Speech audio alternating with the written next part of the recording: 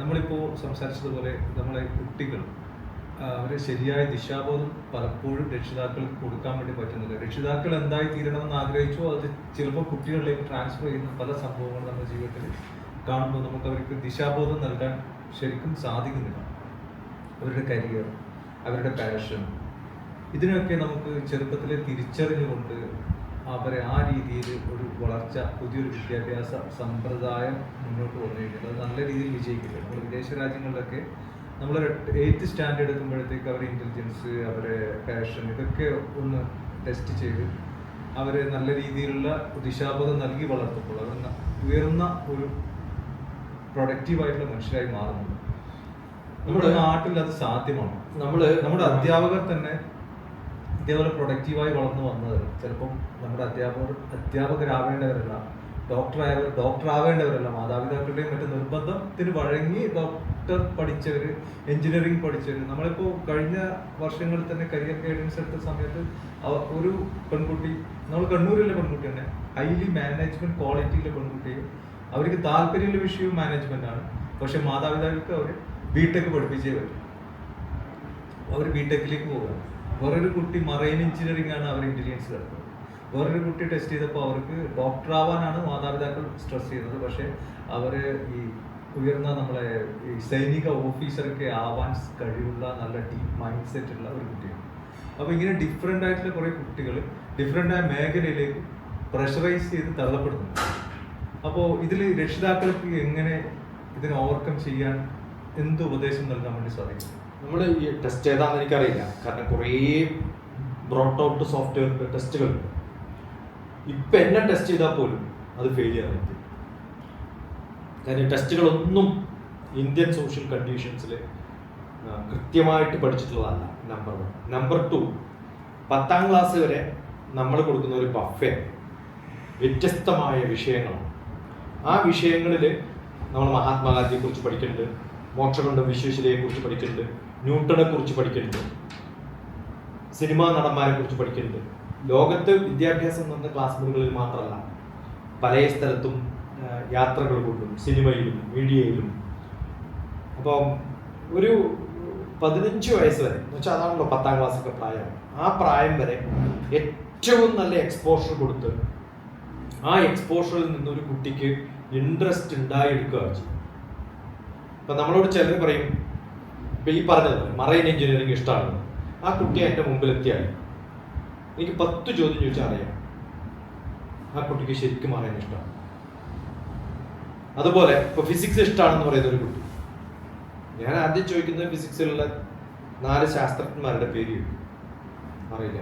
Physics ഇഷ്ടമാണ്, പക്ഷെ ആ ഇഷ്ടം എന്ന് പറയുന്നത് മാർക്ക് കിട്ടിയത് കൊണ്ടും സിലബസിൽ കൊടുത്ത് പഠിപ്പിക്കുന്നുള്ളൂ. അത് ഇഷ്ടമല്ല ശരിക്കും. അക്കാഡമിക് ഇഷ്ടമല്ല എൻ്റെ യഥാർത്ഥ ഇഷ്ടം. ഇപ്പം സിനിമ ഇഷ്ടമാണെന്ന് പറഞ്ഞാൽ ഞാൻ ആദ്യം ചോദിക്കാം മലയാളം സിനിമയാണോ അല്ല ഹിന്ദിയാണോ. അപ്പോൾ അവർ മലയാളം സിനിമ എന്ന് പറഞ്ഞുകൊണ്ടിരിക്കും. ഉടനെ ഞാൻ ചോദിക്കാം മോഹൻലാലിനെ അറിയോ, അടൂർ ഗോപാലകൃഷ്ണനെ അറിയോ. അങ്ങനെ 4-5 ചോദ്യം ചോദിക്കുമ്പോൾ എനിക്ക് അറിയാം ക്ലാസിക് ആണോ ഇഷ്ടം, പൊളിറ്റിക്കൽ സിനിമയാണോ എന്ന് എനിക്ക് കണ്ടുപിടിക്കാൻ പറ്റും. അപ്പം നമ്മൾ ചോദിക്കുന്ന ചോദ്യങ്ങൾ ഒരു കുട്ടിയുടെ ഇഷ്ടം കണ്ടുപിടിക്കണമെങ്കിൽ ആ എൻവിറോൺമെന്റുമായിട്ട് അവർ താതാത്മ്യം പ്രാപിച്ചിട്ടുള്ള ചോദ്യങ്ങളാണ്. അത്തരം ചോദ്യങ്ങളല്ല ഈ ടെസ്റ്റ് പേപ്പറിലൊക്കെ ഉള്ളത്. നമ്പർ 1. നമ്പർ 2, ഈ ഏതും ഇഷ്ടപ്പെടാനുള്ള ഒരു ബഫയാണ് നമ്മുടെ ക്ലാസ്. അതിനകത്ത് മഹാത്മാഗാന്ധിയെ കുറിച്ച് പഠിക്കുമ്പോൾ മഹാത്മാഗാന്ധിയാണ് എൻ്റെ ഹീറോ, വിവേകാനന്ദനാണ് എൻ്റെ ഹീറോ, അല്ലെങ്കിൽ ഇന്ന വ്യക്തിയാണ് എന്ന് കേൾക്കുമ്പോൾ നമ്മൾ അവരുടെ ബാക്ക്ഗ്രൗണ്ട് നോക്കും. ഹൈലി പൊളിറ്റിക്കലി റിലീജിയസ് ആയിട്ടുള്ള വ്യക്തിയാണെങ്കിൽ മഹാത്മാഗാന്ധി ഇഷ്ടമാണ്. വെറും പൊളിറ്റിക്കൽ ആണെങ്കിൽ അവർക്ക് നെഹ്റുവിനെ ഇഷ്ടം. പക്ഷെ അവർ പഠിച്ചാലല്ലേ ഇഷ്ടമാവും. അത് എക്സാമിനേഷൻ എഴുതാൻ വേണ്ടി പഠിച്ചത് ഇഷ്ടമാവും. നമ്മൾ എന്തിനാണ് ഇവരെയൊക്കെ ക്ലാസ് മുറികളിൽ ഇൻട്രൊഡ്യൂസ് ചെയ്യുന്നത്? ബൈഹാർട്ട് പഠിച്ച എക്സാം എഴുതാനല്ല, ഇവരൊക്കെ റോൾ മോഡൽ ആക്കാൻ വേണ്ടിയിട്ടാണ്. പക്ഷെ ആ തരത്തിലല്ല നമ്മുടെ ടീച്ചർമാർ ക്ലാസ്സിൽ പഠിപ്പിക്കുന്നതെന്നുള്ളതാണ്. അപ്പം അതുകൊണ്ട് ഇത്തരം ടെസ്റ്റുകളിൽ എനിക്ക് വലിയ വിശ്വാസമുണ്ട്. കാരണം കുറേ ടെസ്റ്റുകൾ നമ്മൾ പല സ്ഥലത്തും പോകുമ്പോൾ ഈ കുട്ടി മെഡിക്കൽ ആവില്ല, കൊമേഴ്സേ പഠിക്കാൻ പറ്റുള്ളൂ, ആ കുട്ടിക്കാണെങ്കിൽ മെഡിക്കലാണ് ആവശ്യം. നേരെ ഓപ്പോസിറ്റ് ആയിട്ട് പാരൻസിൻ്റെ അടുത്ത് പോയിട്ട് ഞാൻ ദോഹയിൽ നിന്നൊരു കുട്ടി അങ്ങനെ തന്നെ പൊക്കിയെടുത്ത് കോട്ടയത്ത് ഞാൻ ഇൻ്റഗ്രേറ്റഡ് പ്രോഗ്രാം നടത്തുന്ന ഒരു സ്ഥലത്ത് എൻ്റെ സുഹൃത്ത് നടത്തുന്ന സ്ഥലത്ത് കൊണ്ട് നിർത്തിയിട്ട് ഷിപ്പിക്കും ഡോക്ടർ. അപ്പോൾ ചിലപ്പോൾ ഒരു കുട്ടിയെ നമ്മൾ കാണുമ്പോൾ അവരോട് ചോദിക്കുന്ന ചോദ്യങ്ങൾ അവരുടെ പാഷൻ വളരെ ക്ലിയർ ആണ്. അതേ സമയത്ത് നല്ലപോലെ ഡോക്ടർ ആവണമെന്ന് ആഗ്രഹിച്ച് അത്രയും ബ്രില്യൻ്റ് ആയിട്ടുള്ള കുട്ടികൾ അതാവാത്തതും നമുക്ക് ഇഷ്ടപ്പെടുന്ന സിറ്റുവേഷൻസ് വേണം. കാരണം അവർ പെട്ടുപോയിട്ടുള്ള സിറ്റുവേഷൻ ഡിഫറൻ്റ് ആയിട്ട്, എൻവറോൺമെന്റ് മാറിയാൽ എല്ലാം മാറും. അപ്പോൾ ആഗ്രഹങ്ങൾ കുറേ പേര്, ഏറ്റവും കൂടുതൽ കോച്ചിങ് സെന്ററും അതിനെക്കുറിച്ചുള്ള കഥകളും പ്രഷർ കുക്കർ എന്നുണ്ട് തെലുങ്കിലൊരു സിനിമയുണ്ട്, കോട്ട ഫാക്ടറി എന്ന് പറഞ്ഞൊരു സീരീസ് ഉണ്ട്. ഓക്കെ, ഈ ക്രാഷ് കോഴ്സ് എന്ന് പറഞ്ഞിട്ടുള്ള സീരീസ് ഉണ്ട്.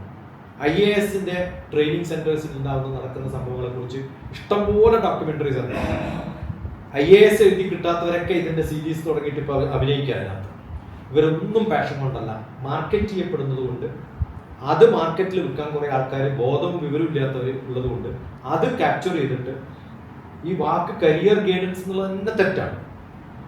കരിയർ എന്ന് പറഞ്ഞാൽ ഫസ്റ്റ് ജോബ് കിട്ടിയിട്ട് ഞാൻ ഉണ്ടാക്കുന്ന എൻ്റെ ജീവിതമാണ്.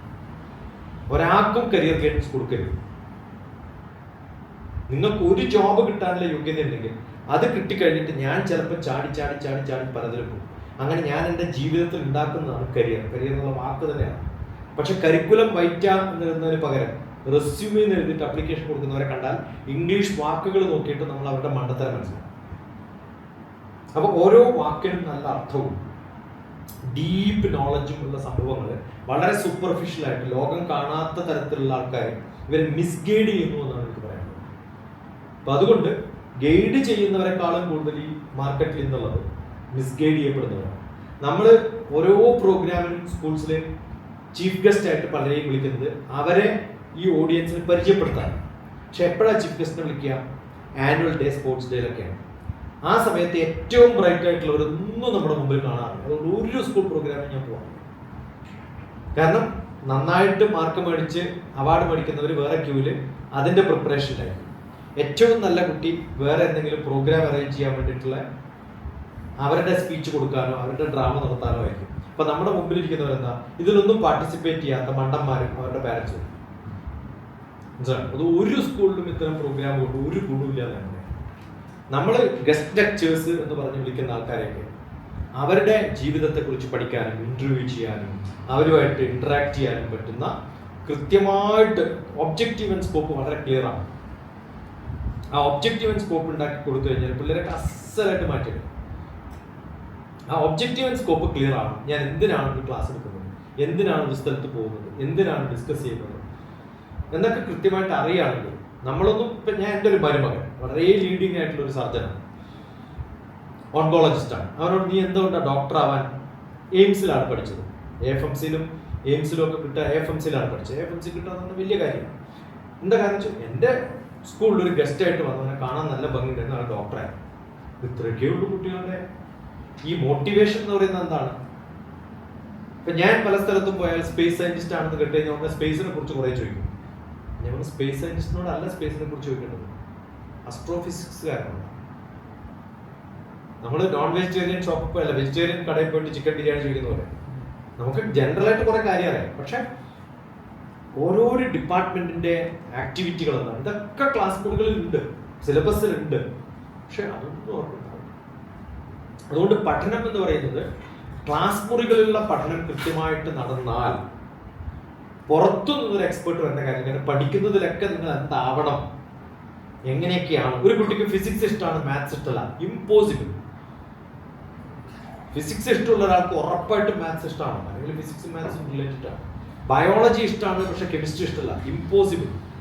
ബയോളജി ഇഷ്ടമായാൽ കെമിസ്ട്രി കൂടി ഇഷ്ടമായാലേ ഡോക്ടർ ആകാൻ പറ്റുള്ളൂ. ഫാർമക്കോളജി ഏതാണ്, മൈക്രോബയോളജി ഏതാണ്, കെമിക്കൽ തിയറി പഠിക്കണമെങ്കിൽ അത് വേണം.